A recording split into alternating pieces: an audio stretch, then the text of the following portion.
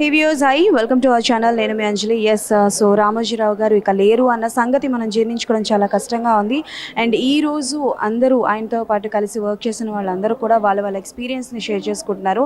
And one of the main senior artist మనతో పాటు ఉన్నారు, జేఎల్ శ్రీనివాస్ గారు. సో ఆయనతో మాట్లాడి ఆయనతో ఎక్స్పీరియన్స్ ఏంటో తెలుసుకున్నాం. సార్ నమస్తే సార్, ఎలా ఉన్నారు సార్?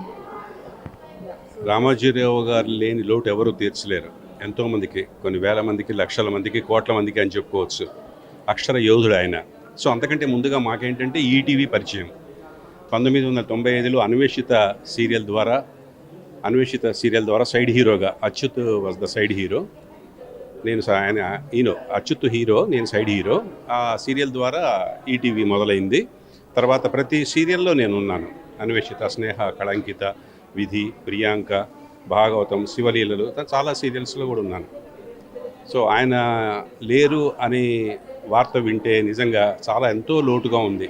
అన్ని కొంతమంది డిపార్ట్మెంట్స్కి ఉంటుంది. ఈయన అన్ని డిపార్ట్మెంట్కి ప్రొడ్యూసర్గా, ముఖ్యంగా పత్రికాధినేతగా ఆయన చేసిన సేవలు చాలా మరవరానివి.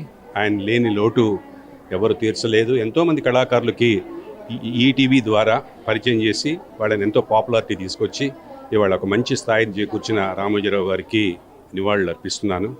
అందుకే ఇక్కడ రావడం జరిగింది. Thank you sir, thank you so much.